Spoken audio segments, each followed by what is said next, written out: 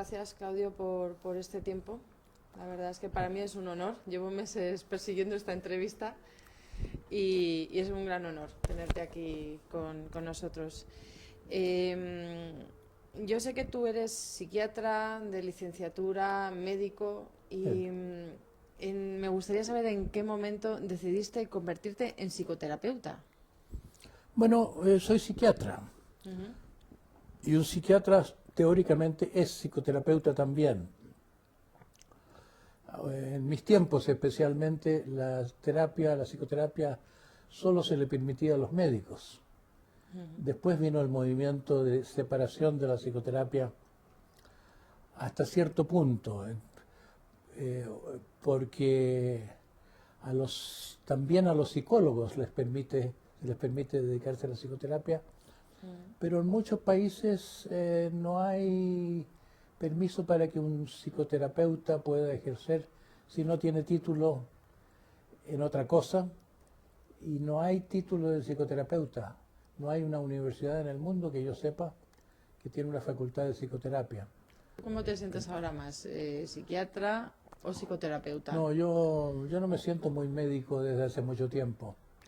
Me he alejado de la profesión, de sus usos.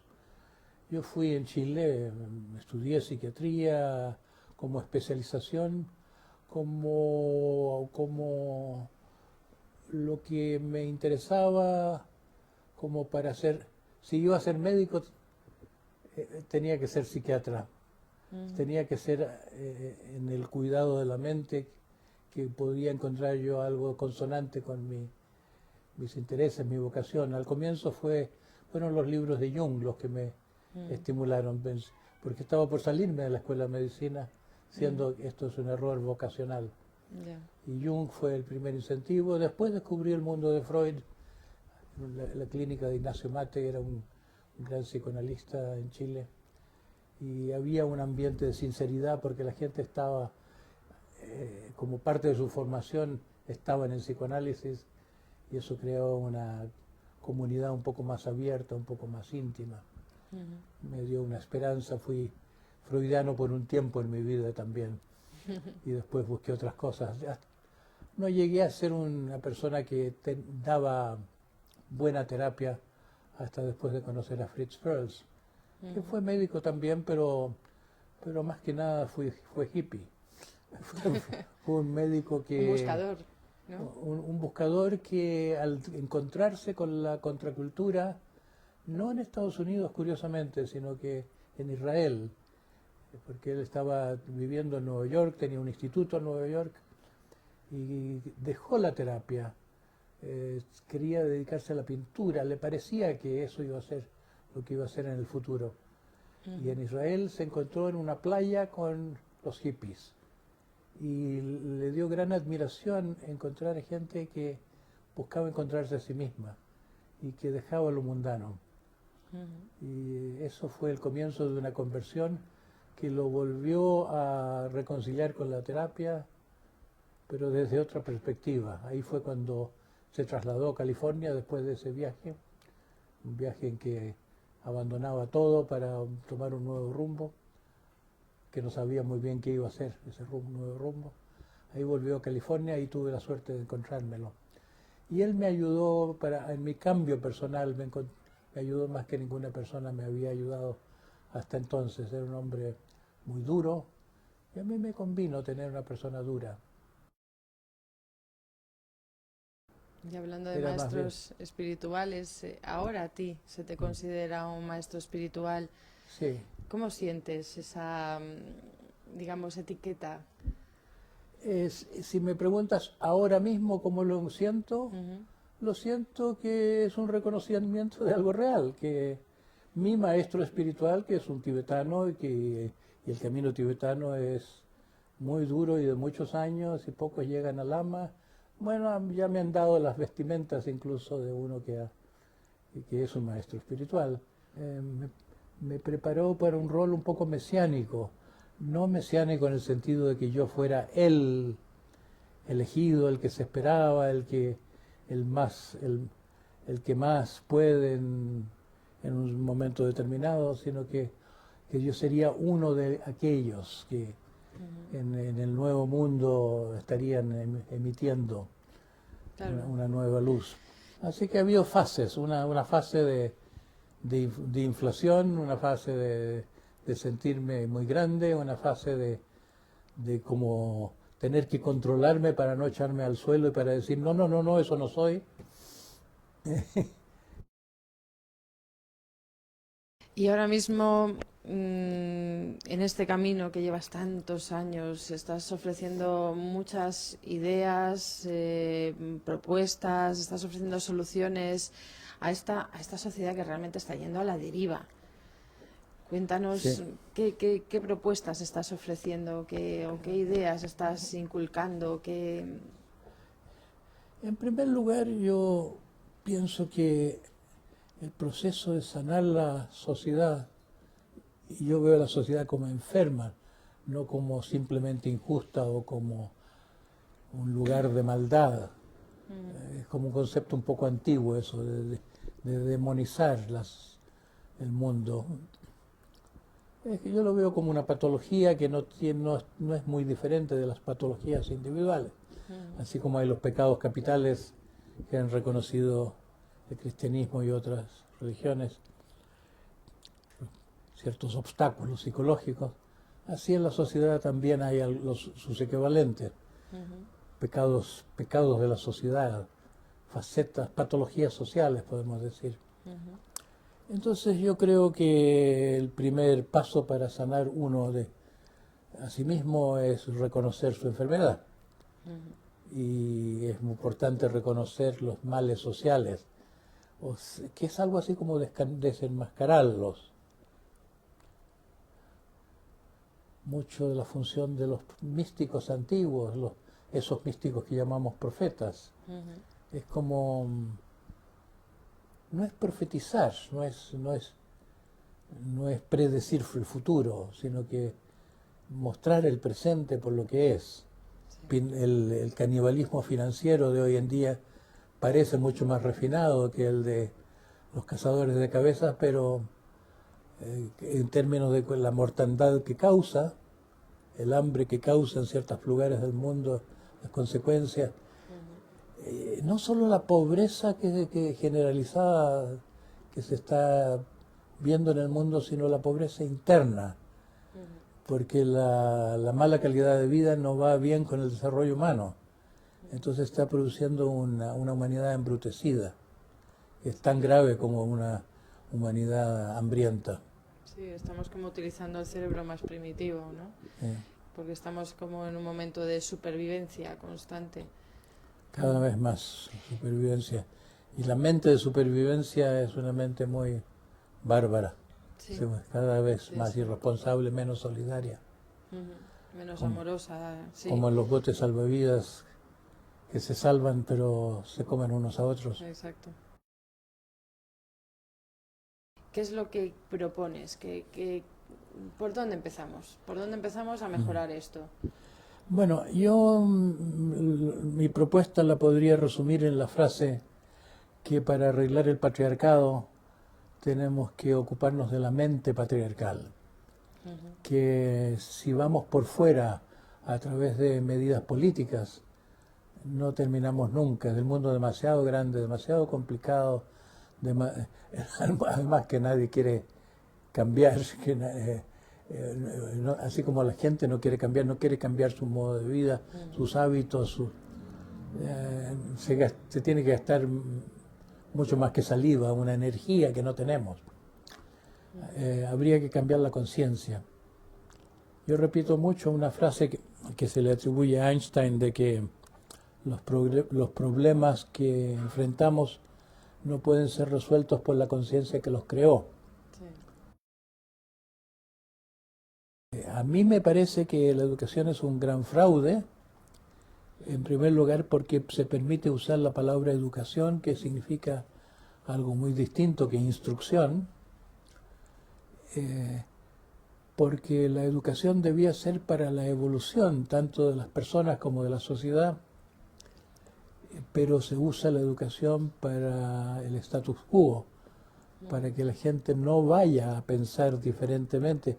Se cultiva una mente obediente, una mente se cultiva la repetición Sí. de lo que tenemos y se lo justifica diciendo que quiere la educación transmitir nuestros valores, pero lo que se calla es que transmite nuestras plagas, los valores y plagas. Entonces, para mí no es que la solución sea la educación, la solución es una educación que todavía no tenemos, una educación específicamente construida para dejar atrás la mente patriarcal. Ahora, ¿qué es la mente patriarcal? Dicho en dos palabras, es como vivir en una partecita muy pequeña de nosotros mismos, como vivir en una isla de nuestro mundo interior verdadero, o de nuestro cerebro incluso, vivimos en el intelecto. La educación es una educación para el intelecto, y la vida es mucho más que eso. Entonces, debía a las personas darse una educación emocional, debía a las personas darse una educación espiritual, debía a la educación física no ser puramente física en el sentido ordinario Deportivo y competitivo. Sí, sino que del sentir sutil del cuerpo que va muy unido al sentir de las emociones. Educar para la virtud, no para la moral, no para hacer esto y no hacer aquello, no una educación normativa para una moral normativa, sino que para que las personas, estando bien, se porten bien.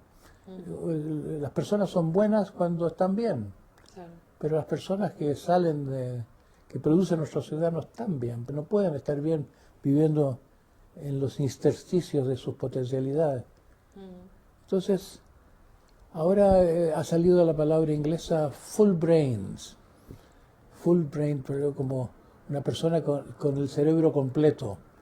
Y me parece apropiado. Yo usé mucho un término que viene de Gurdjieff, seres tricerebrados, que debíamos educar personas que tengan su centro intelectual, su centro emocional y su centro instintivo vivos y en equilibrio. Y podría agregarse también de nuestro cerebro intuitivo, que es la mitad del cerebro racional. Hay una parte lógica y una parte intuitiva, con los dos hemisferios que ahora se han investigado tanto. Pero el hecho es que estamos en una partecita de nosotros mismos y la educación descuida mucho. Y si la gente se la dejara libre, sin educación, como proponía Iván Illich, tal vez estarían mejor en el sentido amplio de volverse más humanos, como los primitivos son más humanos que nosotros. Alan Watts, que era un gran tipo en California, una especie de, uno de la gente luminosa de los años 60, y él siempre le decía a los jóvenes que hicieran lo que les gusta sin preocuparse del dinero, porque si se preocupa uno lo que le va de dinero, deja de ser sí mismo y no va a encontrar satisfacción tampoco. Tú estás ofreciendo muchas formaciones de un tipo de educación que se llama la educación integradora, o es una educación holística. Cuéntame un poquito sobre ella. La fundación que se creó con mi nombre tiene ese rótulo, educación integradora, educación holística, pero más simple sería decir educación para el desarrollo humano. Las universidades antes se suponía que formaban seres humanos y ahora forman puros profesionales en esto o aquello. Estudiar medicina, estudiar ingeniería, estudiar contabilidad, es estudiar cosas. Sí. Aunque sea más sofisticada la ambición de una profesión, se desentiende la universidad de que para ser un buen médico hay que ser un buen ser humano, para ser un buen empresario hay que ser un buen ser humano, para ser un buen cualquier cosa. Lo que uno hace funciona a partir de que uno sea humano. si se quiere formar a educadores y no se forma a ser, no se los forma como sus seres humanos, ¿qué clase de educación se puede pretender? Solamente información, que en la era de la información no tiene mucho sentido. Más vale Google que la escuela. Sí, bueno, parece que tenemos, o sea, sí, no se educa a buenos seres humanos, se educa a gente útil para un poco para el poder. Gente que no tenga pensamiento propio, que no reclame, que esté acostumbrada a trabajos repetitivos.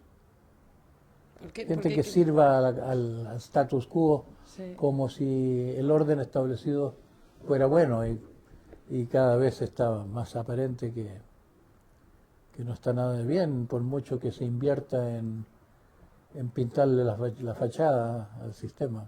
Claro, es que ahí debe de haber una frustración general, ¿no? Porque la gente en sí no dejan de ser seres humanos. Claro, Entonces, aunque se hayan sido educados de esa manera, ellos tienen un corazón, tienen su amor, tienen sus sueños. Por mucho que nos hayan educado a ocultarlos o a dejarlos a un lado, es como que algunas veces en nuestra vida vuelven a aflorar y nos vuelven a invadir y nos crean esas ansiedades, nos crean esas depresiones que son más bien señales de no estás haciendo tu camino, claro. ¿no? La neurosis es un signo de que uno no se ha muerto completamente, que no se ha enajenado completamente. Se habla mucho del malestar de los educadores, que hay Sí, muchas enfermedades psicosomáticas, muchas depresiones.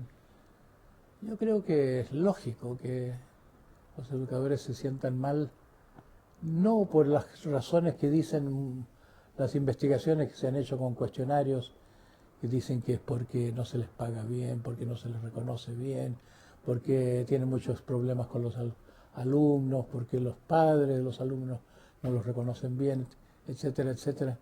Yo creo que fundamentalmente porque no sirve lo que hacen, porque esto es una especie de prostitución obligatoria en que las personas entran ignorantes, entran bien intencionadas, con una vocación de ayudar, con un deseo de contribuir, con un gusto por hacer algo un poco como de tipo maternal, que es el sí. enseñar.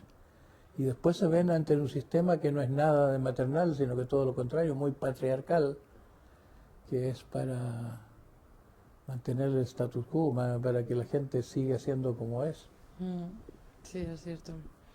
para distraerlos de sus vidas. ¿Y qué podrían hacer estos educadores? Porque ya están sintiendo que algo falla, o consciente o inconscientemente lo sienten y de hecho Claro, pues por los resultados se ve. está aumentando el número de personas en la educación que quieren algo diverso. Hasta los políticos de la educación están empezando, a pesar de que sirven al sistema más que nadie, están dándose cuenta de que depende de ellos, de que la educación sea algo mejor.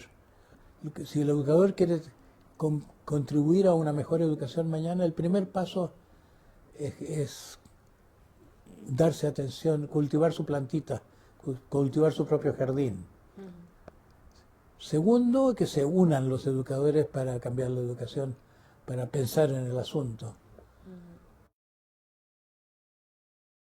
Por más que le busquemos el sentido de la vida leyendo libros, estudiando logoterapia y cosas así, buscándole las razones por las cuales hay que encontrar el sentido de la vida, no lo vamos a encontrar por la razón. ¿De qué depende esto? Es un goce primario, es un goce primario que hemos conseguido apagar en los niños y los adultos nos vamos volviendo cada vez más grises. El proceso de envejecimiento es un par de represivo, como que la sociedad nos va terminando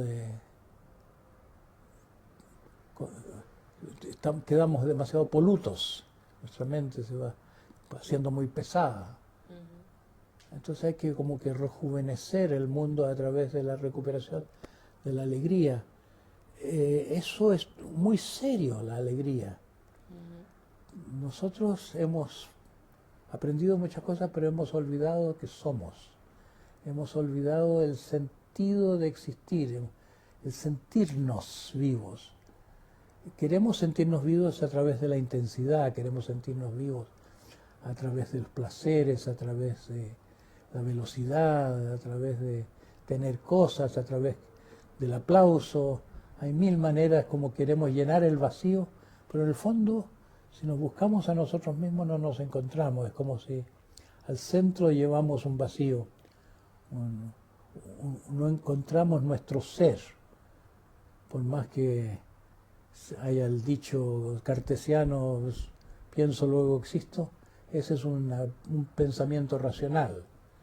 Nos sentimos que existimos, no nos sentimos, estamos como adormentados, como si hubiéramos perdido el alma. Me gustaría saber qué es lo que piensas o qué sientes o qué nos dirías sobre esta epidemia, y yo la pongo siempre entre muchas comillas, esta epidemia de niños hiperactivos o con déficit de atención.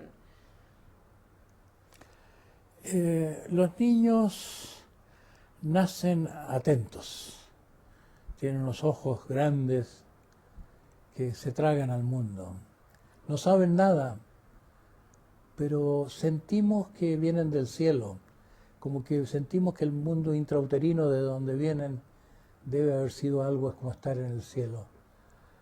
¿Y en qué consiste eso? Es como un saberse que son. Yo creo que la hiperactividad es una forma de búsqueda de intensidad y que compensa un daño interno. Es como si hubieran perdido la atención hacia sí mismos, el estar en sí. Yo a veces digo, un poco humorísticamente, una vez dije en un auditorio que me preguntaron sobre el déficit de atención y sobre la dislexia, creo que me preguntaban específicamente. Yo dije, la dislexia es una respuesta sana a una educación enferma. La educación que se inyecta o en forma obligatoria es como un estímulo para que naturalmente los niños sientan, no. Es como el niño que no sé, que deja meter la cuchara en la boca cuando lo quieren alimentar medio a la fuerza, porque tienes que comer. ¿Por qué no tenerle fe al apetito de los niños? Nadie se va a morir de hambre. ¿Por qué no tenerle fe al deseo de aprender, que es tan grande en los niños? Dándoles oportunidades de aprender, acompañándolos, pero no dándoles el aprendizaje predigerido. No hay respeto grande. Hay toda una especie de faramaya en torno a los niños y los regalos de Navidad, los niños, la protección de la infancia. Incluso se hace una cosa como sentimental de que alguna gente quiere sentir que contribuye a algo, pero la realidad es que no tenemos esa mente suficientemente democrática para incluir al niño como persona. No se los trata como personas con cuyas voluntades importan. En la educación no importa la voluntad del niño, lo que le interesa. ¿Cómo influye el tipo, por ejemplo, el tipo de nacimiento que tiene un bebé? El parto es como si estuviera el parto técnico, tecnológico. Está como hecho a propósito para que entremos en una sociedad tecnológica y no confiemos en la vida, no confiemos en nosotros mismos. En primer lugar, no se respeta el tiempo natural del parto, se lo adelante. Después se usa la anestesia que interrumpe el contacto materno-infantil. Después se corta el cordón prematuramente y después se le golpea la espalda al niño para que respire, porque con todo el estado en que está, se le separa de la madre. O sea, hay muchas muertes que eran por causas desconocidas, son por los palmetazos y por hemorragias microscópicas de la espina dorsal. Es como toda una situación artificial que se crea, que se hace más dolorosa de lo que era, que culmina en la separación de que madre y niño como si no tuviera nada que ver. ¿Y cómo ves también en esta sociedad muchas veces los padres no tienen tiempo, están trabajando, están cansadísimos, están muy desconectados de sí mismos? Entonces cuando tienen hijos y están en casa, ¿cómo hacen con los niños? Pues directamente los ponen en el sofá y ponen la televisión y la televisión acaba convirtiéndose en un sistema educativo que cuando uno se pone a observarlo, yo personalmente como madre me quedo muy sorprendida de la información que nos llega por ahí y la información que le integran los niños, ¿no? Que les parecerá hasta normal.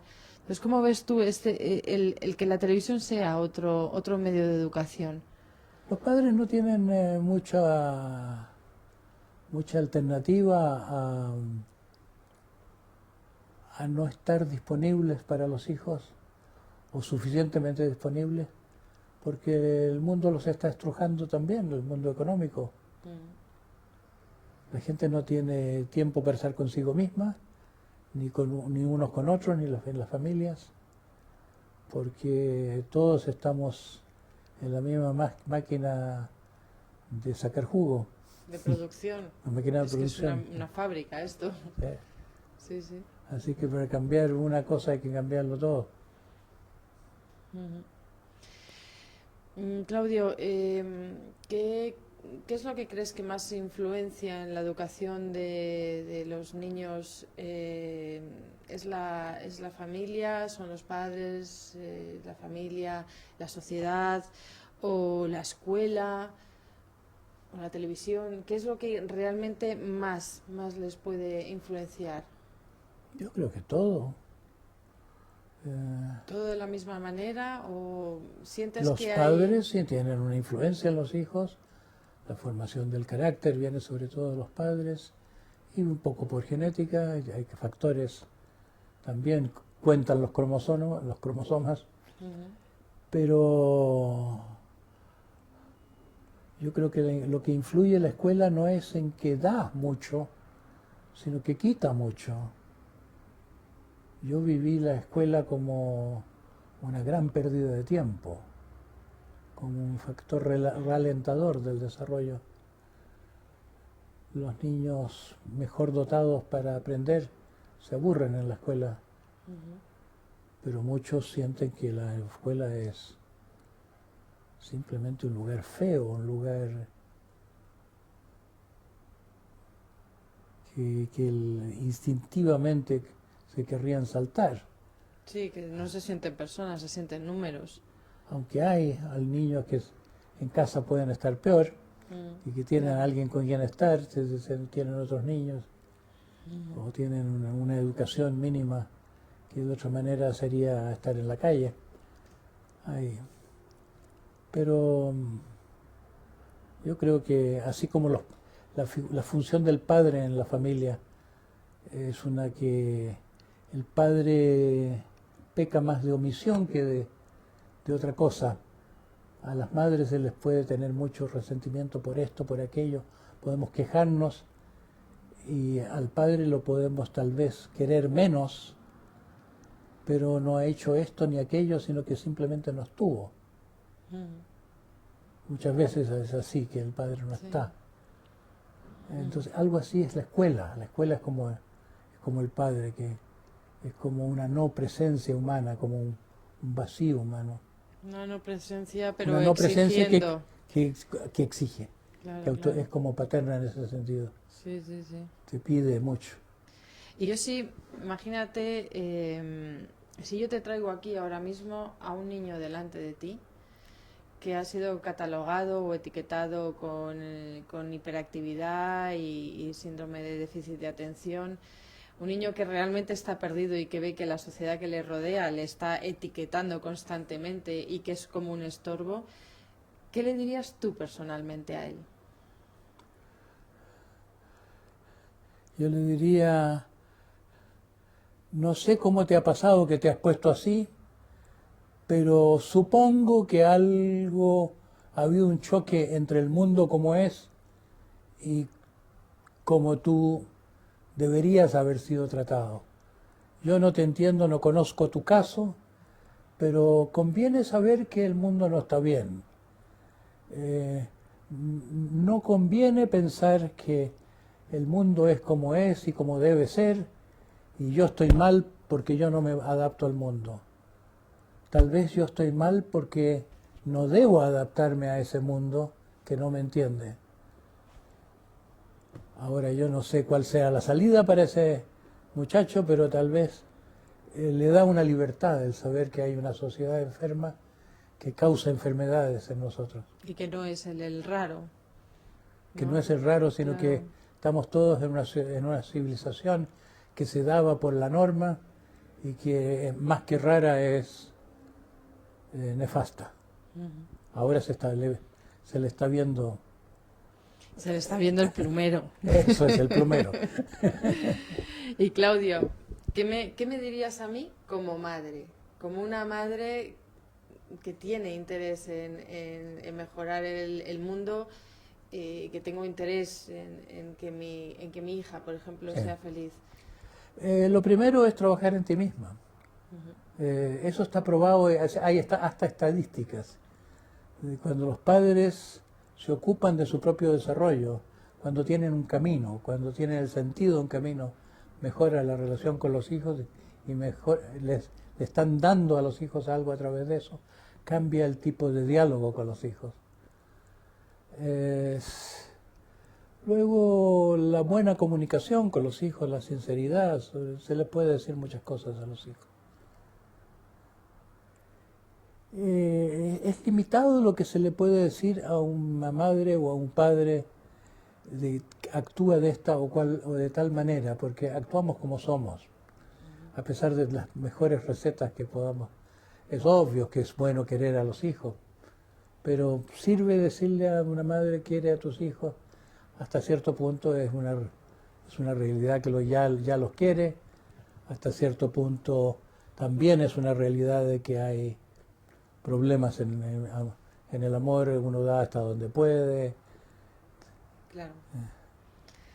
Sí, aparte también hemos perdido eso de que realmente los grandes maestros son nuestros hijos, son los que nos Eso. están espejando muchas cosas nuestras y que nos están dando oportunidad a que sepamos en qué punto nos tenemos que trabajar en ese momento. Es una gran cosa tener esa percepción. Una madre que reconoce sus dificultades, que aprende del hijo, Sí, es bueno, una no garantía. son dificultades, son cosas que son oportunidades. más Oportunidades, sí. bien. Sí. Muy bien. Pues muchísimas gracias, Claudio. Tengo muchas más preguntas, pero bueno, espero que algún día nos podamos volver a ver y deseo que todo lo que estás haciendo llegue cuanto más y mejor a todo el mundo. Gracias, Muchas ojalá. gracias. Gracias por tu visita.